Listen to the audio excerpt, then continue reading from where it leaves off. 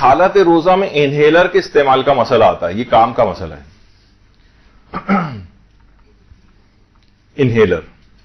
آپ کو پتا ہے کہ سانس کے مریض، دمے کے مریض ایک خاص انہیلر استعمال کرتے ہیں۔ آیت اللہ خامنہ یہ فرماتے ہیں کہ اگر روزے دار اس کے بغیر رہ سکتا ہو، یعنی اس کا دورانیہ ایسا ہو کہ اسے کبھی کبھار استعمال کرنے کی ضرورت ہے اور وہ روزے کا پورا پیریڈ اس کے بغیر گزارا کر سکتا ہے اپنا، کہ اس کو استعمال نہ کرے، تو انہوں نے کہا ضروری ہے کہ پھر استعمال نہ کرے اسے۔ لیکن اگر وہ اس کے بغیر رہ ہی نہیں سکتا تو حالت روزہ میں جب اتنی شدید اس کو ضرورت ہو کہ اس کے بغیر اب استعمال کے رہ نہیں سکتا تو ٹھیک ہے وہ استعمال کر لے، گناہ کوئی نہیں، لیکن احتیاط واجب یہ کہ اس روزے کی قضا کرنی پڑے گی۔ اب احتیاط واجب، اب ان کے مقلدین جو سانس کے اس طرح کے مریض ہوں تو پہلے تو یہ دیکھیں اس کے بغیر رہ سکتے ہیں یا نہیں رہ سکتے۔ اگر اس کے بغیر رہ سکتے ہیں، برداشت کر سکتے ہیں، کوئی ایسا خطرہ نقصان نہیں ہے، تو وہ کہتے ہیں ٹھیک ہے پھر اس کے بغیر آپ رہیے اور روزے کو مکمل کریں۔ لیکن اگر وہ کہیں نہیں اس کے بغیر نہیں رہ سکتا، یہ ایسے رہ سکتا تھا لیکن ایسی صورتحال پیش آ گئی کہ اب نہیں رہ سکتا، دھول مٹی گئی، الرجک کوئی ریئیکشن ہوا، بہت زیادہ سانس ہو گیا، بہت زیادہ پریشانی کے اندر مبتلا ہو گیا، تو ٹھیک ہے وہ کہتے ہیں حالت ضرورت میں اس کو استعمال کر لو پھر، لیکن احتیاط واجب یہ کہ اس روزے کی قضا کرو۔ آپ پھر کہیں گے کہ پھر فائدہ کیا ہوا؟ تو فائدہ یہ ہوا کہ آپ کو گناہ نہیں ملا،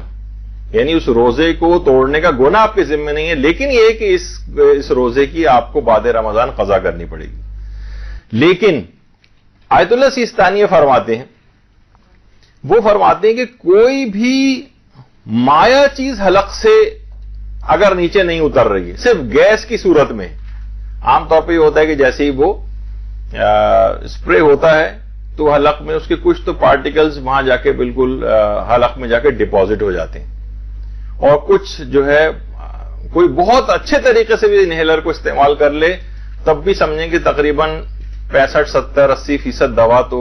ایک لحاظ سے ضائع ہی ہوتی ہے، 20% تقریباً اس کی سانس کی نالی میں جا کے اس کو آرام پہنچاتی ہے، اور اگر غلط طریقے سے استعمال کیا جائے تو اکثر زیادہ تر وہ چپک جاتی ہے حلق میں جا کر اور سانس کی نالی میں بہت ہی کم جا پاتی۔ لیکن آیت اللہ سیستانی فرماتے ہیں انہیلر کے استعمال میں کوئی حرج نہیں ہے اور حالت روزہ میں استعمال کیا جا سکتا ہے۔ تو آیت اللہ خامنہ کے مقلدین اس مسئلے میں آیت اللہ سیستانی کی طرف رجوع کر کے اپنے اس روزے کی قضا سے بچ سکتے ہیں اور حالات روزہ میں انہیلر کو استعمال کر سکتے ہیں۔ اچھا، اس میں صرف انہیلر ہی نہیں بلکہ اور بھی جو نیبولائزرز ہوتے ہیں وہ بھی استعمال کیے جا سکتے ہیں، جس کے اندر اس طرح سے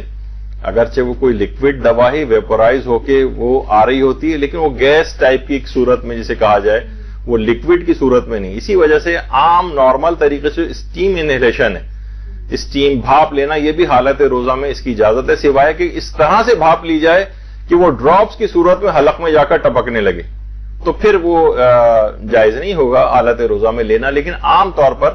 بہت سے نزلے وغیرہ کے مریض، سائنوسائٹس کے مریض، وہ اگر اسٹیم لینا چاہیں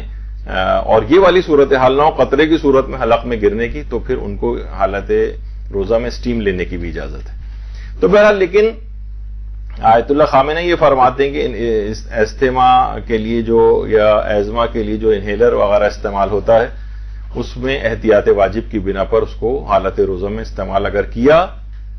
تو ایک تو بلا ضرورت یعنی کوئی نقصان نہیں تھا پھر بھی استعمال کر لیا تو گناہ بھی ملے گا اور روزہ بھی باطل ہوگا،